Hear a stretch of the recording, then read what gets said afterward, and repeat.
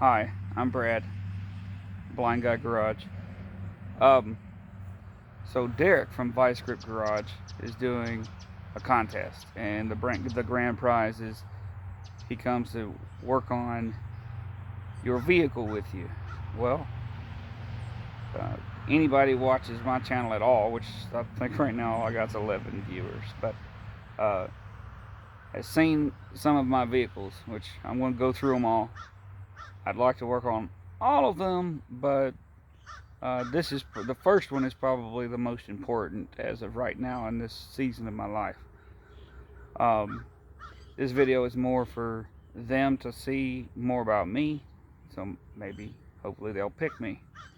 I'm legally blind. I got an eye disease called retinitis pigmentosa when I was 25. I'm 38.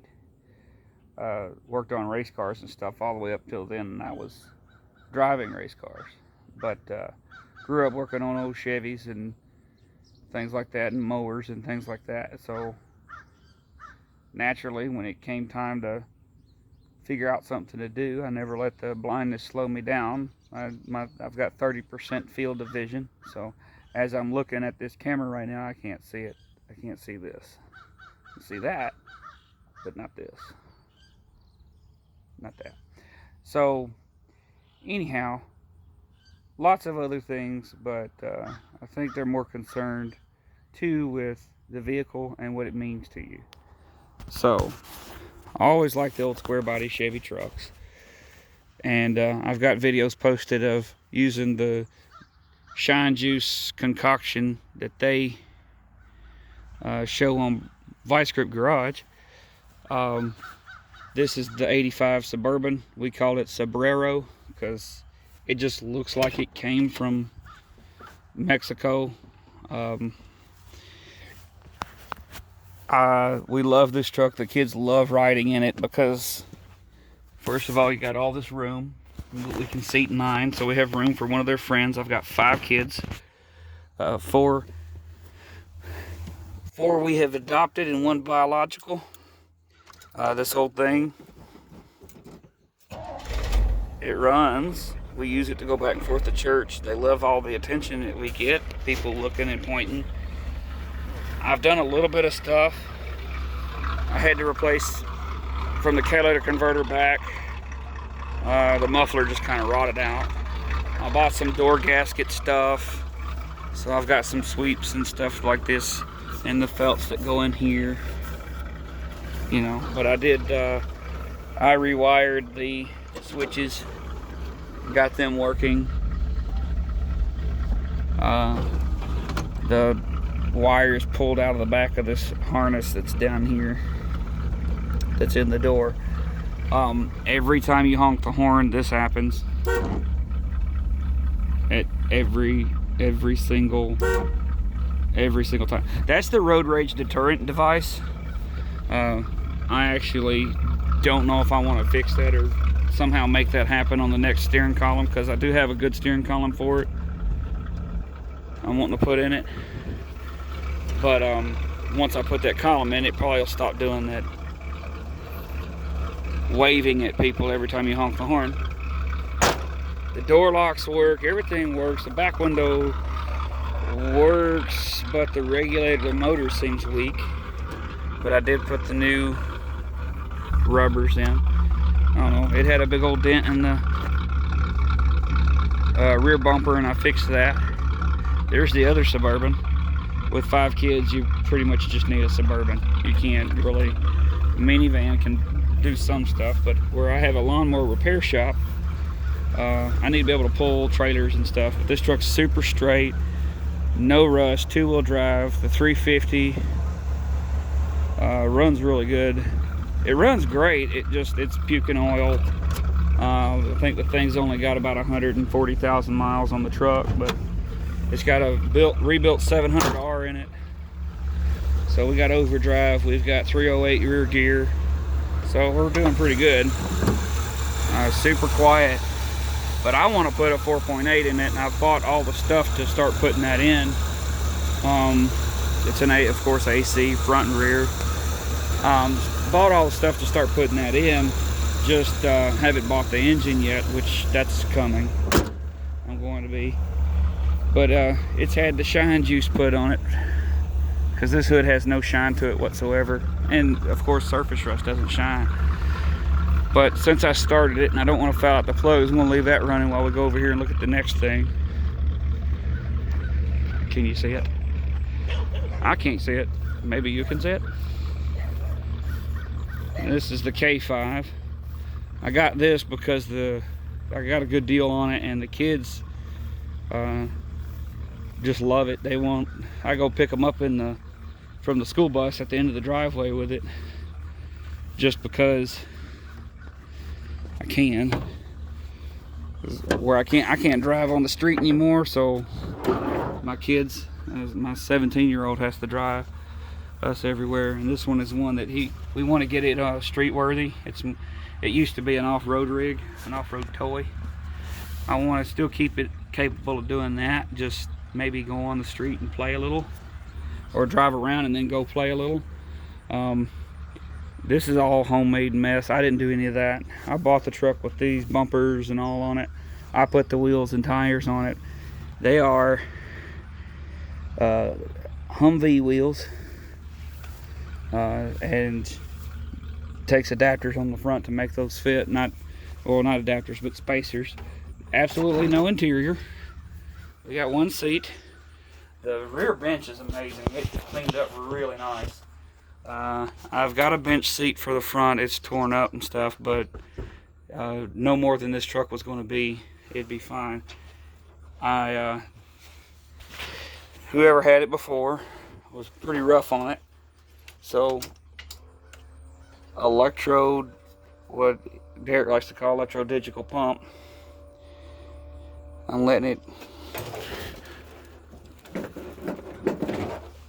Alright, maybe it'll crank. Nope, no battery. He knows about that. Open headers, with a good battery it'll start and run. I drive it down to the end of the driveway about once every week or 2 weeks or so, but I haven't drove it in about a month, and I'm not sure if the alternator is actually charging. This I don't have a lot of parts for, cosmetic parts, but I do have, it stops itself, it goes, it's got a 4-speed, and the throw-out bearing is squealing like a cat being dragged across a chalkboard. It's pretty loud and obnoxious every time you push in on the clutch. This is also to show where I have to be able to work on this stuff. There's a 30 by 40 shop, concrete floor, electricity in there, and a fan that moves quite a bit of air. I built the fan, I built that crane, I built another crane. This is Peepaw. The K5, just everybody calls it K5, but this here is what I call Peepaw. I had this one running. I put a transmission in it by myself. Put a carburetor on it. It ran great. Had no power brakes. The booster's busted. I've got another booster, and I've got even another carburetor, and I've got everything to get it going. I just don't have no time. But this is a good old truck. It started out bought by my family in 1975, so it's been basically in the family. I want to do a 4-wheel drive conversion on this thing. I've got transfer cases out the wazoo. Don't have the adapters to make the transfer cases fit that 350 turbo. I do have numerous automatics and 350s, and I've got like 6 350s. Just stuff that over the years I've collected, and I'm pretty well a hoarder. You can see all around that there's tons of lawnmowers and stuff. That's where the money comes from, to be able to do anything around here. God blessed me with a lawnmower business, just kind of fell in my lap. This vehicle is my 84 S10. I drove this in high school, and it had a V8 swap back when V8 swaps were not very popular. Because when I was 19, we're talking 2000, the year 2000. So this was this truck's literally a 21-year-old V8 project that I drove it back and forth to high school. Look at that. And then this steering wheel, well, I was going to wire up to have nitrous on the horn buttons instead of a horn. Has a 49-inch rear end under it. Still runs the 2-piece drive shaft. Had a 400 turbo. I've got a built 400 turbo for it still. The engine ate the camshaft the last time I had it going, so I had to put a new camshaft. I mean, when it ate the camshaft, it put glitter all inside the engine. So it was one of those trucks that, a little fender bender. It's one of those trucks that it was constantly having to be worked on because the project was never put together the right way the first time, which I didn't build the truck. So I said that I'm not going to do it again until I build the truck. Well, you see what happened. It never got built. I put a tarp over it. The paint job was beautiful. It had IROC Z wheels on it, which I'd love to put back on it. And the tarp rubbed the paint off of all the corners, and it just really destroyed the paint job on the truck. There's a 79 Chevy over there. The Dodge will be leaving as soon as possible. That's the four-wheel drive parts for Peepaw. That's 373 gears. That one, I got it with an MP205 transfer case for an automatic. But they didn't give me the collar that you bolt. But that's all of the vehicles I've got that I know Derek from Vice Grip Garage would probably appreciate, and I know he's familiar because I watched him work on these guys, a K5, stuff like the Suburban, and that's kind of how I found him. I was looking at ideas, and we were snowed in, and there was COVID going on, so I was like, I don't really watch a lot of TV because you can't really see it all, but I can see my little old phone, just kind of how my eyes work. But yeah, so there's the front of the shop.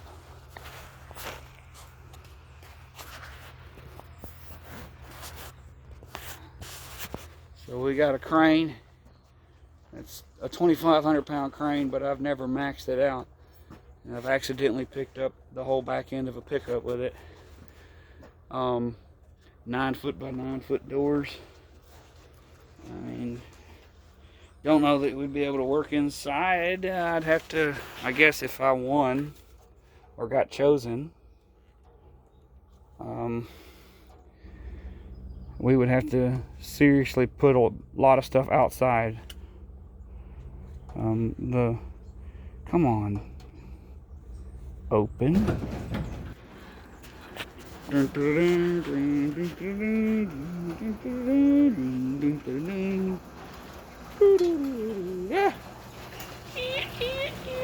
Alright, this is bad, I know. There's some stuff I could use on some of these projects. Is a plasma cutter, MIG welder with flux core, DC AC stick welder. I do have a TIG torch adaptation situation. I just don't know where it is in all this. I think it's over there. I think it's over there in that corner somewhere. But shop press. I don't know if you can see it over there. A million lawnmower parts. I could probably put 15 lawnmower engines in one of them things and make it run, huh? But there's chop saw. I got a lot of metalworking tools because I'm a metalworking guy. I don't like dealing with wood, but a couple of full workbenches. But there's enough room to do what we need to do in here if I take like a whole bunch of crap out. But this is the shop. Plenty of air compressor. I got super good deals on stuff. I'm a wheeler and a dealer and horse trader on everything. And God has also blessed me with quite a bit of stuff and things like that. And I looked at it as a blessing. And I've been getting rid of stuff too. That's, part of it. One more vehicle I don't think anybody there could want to work on, but he could film a few episodes over here working on stuff if he wanted to. Maybe me at the same time, because I like to cut up and be goofy. We built this trailer. A friend of mine built the trailer, and then me and him came up with the design to put these fenders on. I can't afford anything, so I make everything. This truck here, I did a lot of work to. This is the steel flatbed, came from the junkyard. It was a foot too long. I shortened it. This is in my blind days too, so I cut this. I cut it, seamed it right there. I welded it all and ground it flush. I had to install these rails. They are bolted. This is bolted to the truck like that, not the clamped on flatbed bullcrap. I replaced the exhaust on this truck. That exhaust came from a different, like a extended cab Silverado. I made it work. Replaced the fuel tank. Replaced all the fuel lines with synthetic plastic line. Factory fuel pump. I like to live on a little dangerously. We had to fix the stab on the repair on the frame. This truck was up north. Got the lights. Got more lights. When you're legally blind and you have to do a lot of work at night, you have to put some lights on your truck.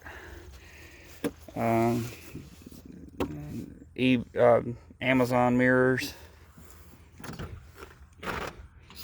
The same truck that gave me the exhaust is the same truck that gave me this seat. Took that seat out of another truck. Crank window truck. Envy 4500 5-speed. And factory. All factory. I think the hood's already popped because I try not to leave them with the hood shut all the way. Oh yeah, the roof rack is kind of a cool feature. It doesn't touch the cab. Nothing touches the cab. So there's no holes in the extra holes. Somebody had a CB. But there's no extra holes that I drilled in the cab. And of course there's some, what Derek calls speed holes.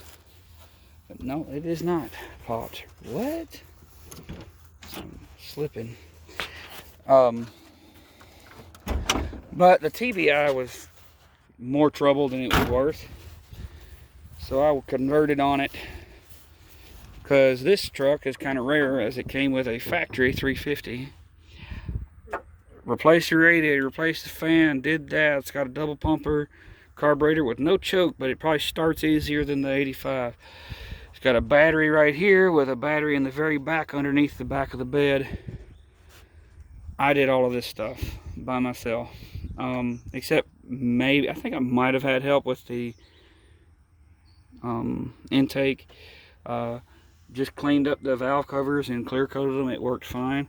I've got the fuel pump and stuff ran. You don't really have to have a fuel regulator. That's just a teed off thingamajigger. It works great. Truck runs pretty good. It likes timing right now. I don't know if I got a bad timing chain in that motor or a loose one. But yes, we got a winch, 12,000 pound winch. Need a bigger one. And there's a battery behind there. Don't know if I can even get to it. But behind that plate, there's, let's see those bolts? Those are bolting a big heavy duty grade 8 steel battery box that holds another big battery back here. But this truck's 4-wheel drive, NV 4500 with a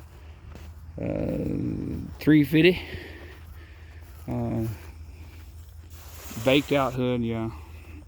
But kind of a rare truck. I replaced the grill, all of the brakes, everything.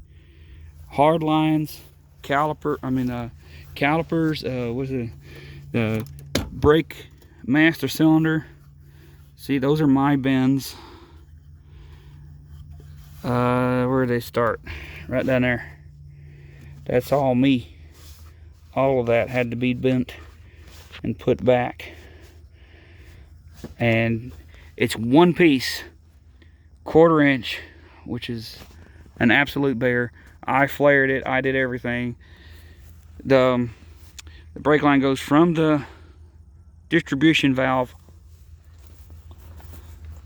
the 900 feet, all the way back here.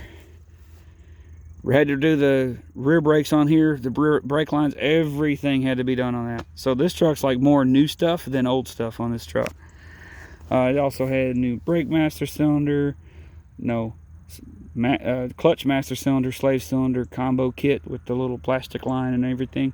That broke when I was buying a Suburban, and it cost me $700 to get the Suburban home, that truck, and the car hauler trailer all home. That was a bad day. But anyhow, that's everything I've got that is even really worth working on. The little blue S10 is something that that would be an all me thing. But the red Suburban is a me and the kids thing. I want to be able to one day go on, hey, there's a grill there, ow. Go on like road trips and stuff and use this to do it. There's a bug on my arm. And see, it's running a little bit better now than it was when I first started the video. But just because it's cool, it rides really nice, the brakes work really good, everything works good except that engine. It's just puking oil everywhere. Does good on gas, but it's burning oil right now off of the manifolds. I gotta put a bunch of gaskets on it, pull it. Just gonna pull it out anyway. I think we'd enjoy it having the 4.8 a whole lot better anyhow. Maybe start with a 4.8 and move up later or something like that. But hey, we left the window open. Let me know what you think. Please pick me. I'm going to try to see if I can come up and figure out how to take the pictures and enter. It took me like an hour just to do the thing. It took me like an hour to do the, what do you call it? The entry form? Yeah, that's what it is. And still gotta do these special pictures, so I'm gonna try to do that and try to see if I can get some help to do it. Everybody's pretty busy most of the time, but yeah, please pick me, Blind Guy Garage Brad. I only have 30% vision, but you don't have to look at half of the stuff to know what you're doing. And vision is overrated, guys. If you want to truly have a challenge, close your eyes and do it. Bye.